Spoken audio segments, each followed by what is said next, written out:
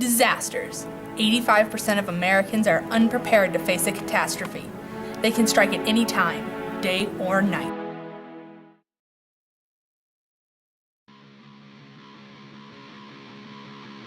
Number 10, determine the nature of the disaster. It's a disaster! It's a catastrophe! It's the most terrible thing ever! Just look! It's just as I feared. Don't worry. I have a plan. Number 9, have a survival kit. One of the most important steps to surviving any disaster that may befall you is having a survival kit. There are several key items that you're going to need to survive anything. The first of these is food. Canned, non-perishable items are your best bet. Make sure to have enough for anybody in your family. Also, water. Try to have at least a gallon of person per day for about 3 days for your kit.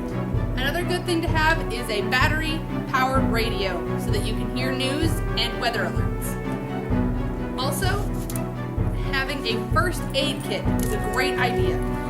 Full of bandages and gauze and little scissors to cut the gauze. All good things. Another important thing is a flashlight. And make sure you have extra batteries for both the radio and the flashlight. Another good thing is a whistle, so that if someone does come to help you, you can call for help. And make sure you have matches to keep yourself warm in case you need to start a fire. And if the fire goes badly, make sure you have a fire extinguisher. Small and travel sized is best. Also, having a cell phone in your kit, charged and ready to go, is always a good idea. And finally, and the most important thing other than the food, is duct tape. Because honestly, there's not a single problem duct tape can't solve. Number 8, prepare yourself. You need to be prepared for any disaster that can come your way. Start by reading up on tips for survival. Then, watch all the disaster shows you can find, like Survivor. And get a gym membership. Now. Number 7, attire. What you wear is very important to your survival. First of all, don't wear high heels and skirts. You're surviving a disaster, not going to the prom. Second of all, don't wear any loose clothing like jewelry, scarves, long hair, and capes. No capes. You're not Superman. There are also several items of clothing you do want to have with you, like long sleeve shirts and good sturdy pants. But the most important is a good pair of running shoes. And make sure you have a spare set of everything, just in case. Number 6, stockpile weapons. There are 3 types of weaponry that you are going to want. The first, long range. This includes your bows and your guns. For big distances, you're going to want a rifle. For smaller distances, handguns are fine. Another type of weaponry you don't want to forget is the slingshot. And make sure you have ammunition for your guns and slingshot.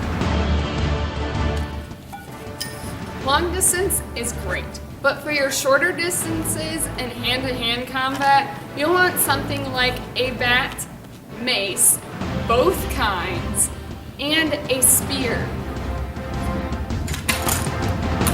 And if all else fails, literally anything can be a weapon, like a mop, homemade flamethrower using hairspray and a lighter, your cat, anything you can pick up, chuck at them, or hit them with. Number 5, find a place to fortify.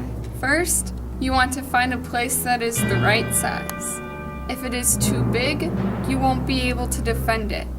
If it is too small, you won't have enough room for your supplies. Avoid places with lots of entrances. You won't be able to defend it. And no windows. Windows will get you killed. This is an example of a good place. No windows, one defendable entrance, and enough space for you and your supplies. The only thing left to do is barricade the door. Number 4, organize a group. You don't want your wiry English teacher. You do want that strong football player. You don't want that guy who's out partying every night. But you do want that nerd who seems to read a lot of war books. And you definitely don't want the whiner. All she'll do is complain.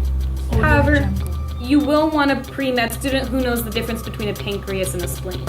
And last, you want that friend that you can run faster than. They may have to be replaced frequently. Number 3, have an escape plan and a place to meet. So if we get attacked at our meeting place in New York, our next one will be Greenland. We need a boat. We get attacked in New York, our next meeting place will be 2 states over. Like Ohio? Our next meeting place will be Ohio.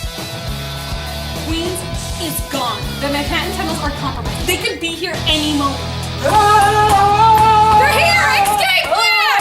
Oh God, was it Pennsylvania, Ohio? I don't remember!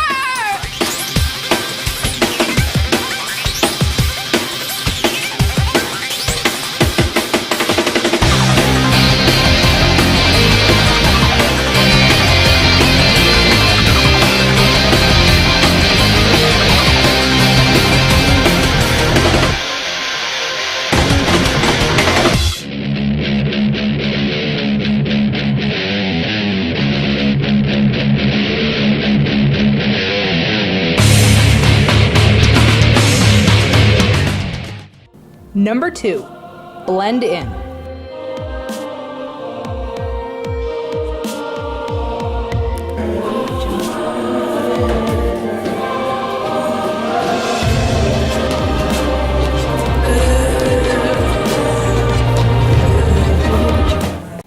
If all else fails, number 1.